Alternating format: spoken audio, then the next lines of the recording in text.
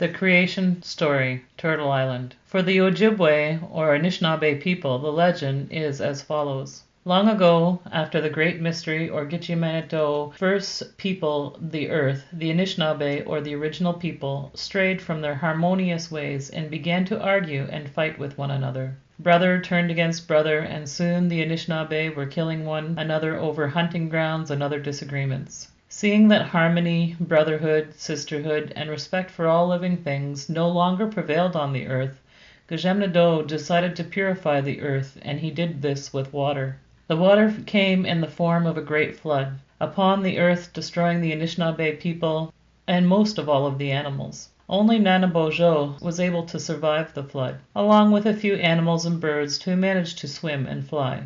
Nanabojo floated on a huge log searching for land, but nothing was to be found as the earth was now covered by the great flood. Nanabojo allowed the remaining animals and birds to take turns resting on the log as well. Finally, Nanabojo spoke. "I am going to do something," he said.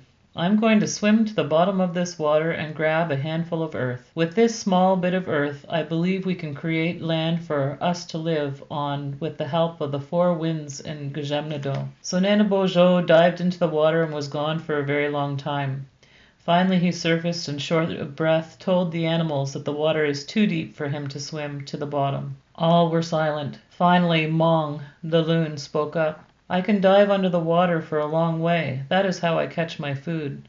I will try to make it to the bottom and return with some earth in my beak." The loon disappeared and was gone for a very long time. Surely, thought the others, the loon must have drowned. Then they see him float to the surface, weak and nearly unconscious. "I couldn't make it. There must be no bottom to this water," he gasped. Then the hell diver came forward and said, "I will try next. Everyone knows I can dive great distances." So the hell diver went under. Again a very long time passed, and others thought he was surely drowned. At last he too floated to the surface. He was unconscious, and not until he came to could he relate to others that he too was unable to fetch the earth from the bottom. Many more animals tried and failed, but including the mink and even the turtle, all failed, and it seemed as though there was no way to get much needed earth from the bottom. Then a soft, muffled voice was heard. "I can do it," it spoke softly. At first no one could see who it was that spoke up. Then the little muskrat stepped forward. "I'll try," he repeated. Some of the other bigger, more powerful animals laughed at Muskrat. Nanabojo spoke up. "Only Gajemnado can place judgment on others.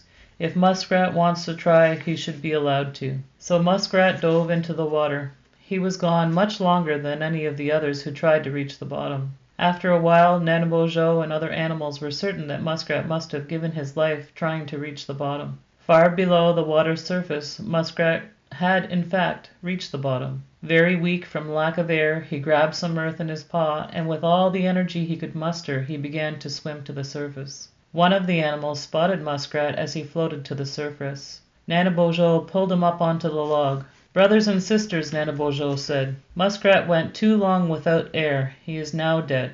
A song of mourning and praise was heard across the water as Muskrat's spirit passed on into the spirit world. Suddenly Nanabojo exclaimed, "Look, there's something in his paw." Nanabojo carefully opened the tiny paw. All the animals gathered close to see what was held so tightly there. Muskrat's paw opened and revealed a small ball of earth. The animals all shouted with joy.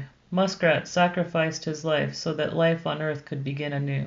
Nanabojo took the piece of earth from Muskrat's paw. Just then the turtle swam up and said, "You can use my back to bear the weight of this piece of earth. With the help of Gajemnado, we can make a new earth." Nanabojo put the piece of earth on the turtle's back. Suddenly the wind blew from each of the four directions. The tiny piece of earth on Turtle's back began to grow. It grew and it grew and it grew until it formed an island in the water. The island grew larger and larger, but still the turtle bore the weight of the earth on his back. Nanabojo and the animals all sang and danced in a widening circle on the growing island. After a while the four winds ceased to blow and the waters became still. A huge island sat in the middle of the water, and today that island is known as North America. The Ojibwe hold special reverence for the turtle who sacrificed his life and made life possible for the earth's second people. To this day the muskrat has been given a good life. No matter that the marshes have been drained and the homes have been destroyed in the name of progress, the muskrat continues to survive and multiply. The muskrats do their part today in remembering the great flood. They build their homes in the shape of a little ball of earth and the island that it was formed from.